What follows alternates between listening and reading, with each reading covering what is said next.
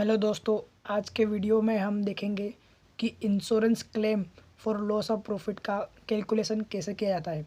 तो इसके लिए सीधी सी 5 स्टेप्स है जिसके बेसिस पे आईसीआई के जितने भी क्वेश्चन है स्टडी मटेरियल्स के वो सब कंप्लीट कर सकते हैं और स्टेप बाय स्टेप वही फॉलो करना है ताकि सारे क्वेश्चंस इजीली कंप्लीट हो जाएं। तो सबसे पहला जो एक वो है कि सबसे पहले हमें चेक करना है कि calculation of gross profit rate.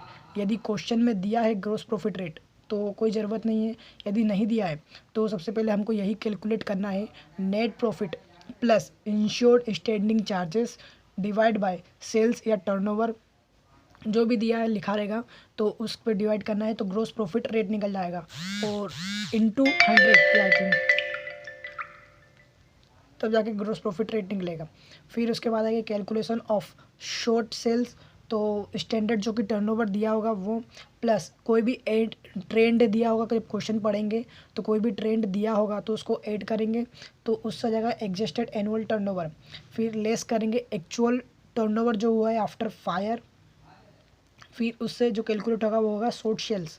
फिर उस पर जो जीपी रेट ऊपर कैलकुलेट करा है उसके बेसिस पे हम निकाल लेंगे कि gross profit on short sale, मतलब लॉस कितना हुआ है ग्रोस प्रॉफिट या फिर लॉस कितना हुआ है शॉर्ट सेल पे। तो short cell into GP rate, तो इस बेसिस पे निकाल लेंगे हम कि लॉस कितना हुआ है। फिर तीसरी जो स्टेप्स है वो है calculation of claim for additional expenses. जो भी जैसे कोई लॉस होता है तो उस पर कंपनी बंद हो ही जाती है इस हिसाब से, तो फिर भी दूसरे एक्सपेंसेस करने पड़ते हैं जिसके बेसिस पे नए नए खर्चे और आते हैं।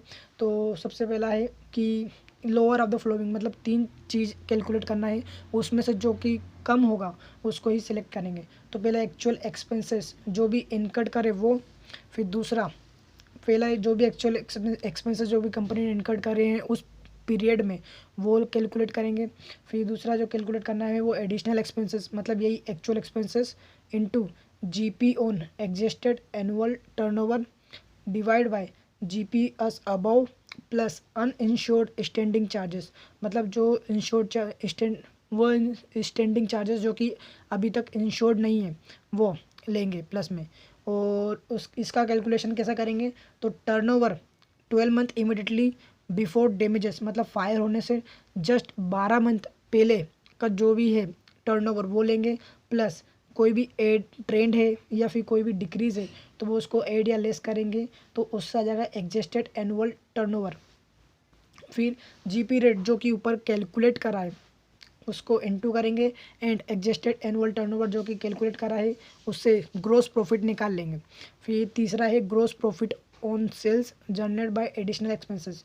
जो भी एडिशनल एक्सपेंसेस है उससे सेल जो जनरेट हुई है इनटू जो जीपी रेट है वो करेंगे तो इससे आ जाएगा कि gross profit on sales generate by कितना आ रहा है ना। फिर उसके बाद है स्टेप 4 की कैलकुलेशन ऑफ ग्रोस क्लेम।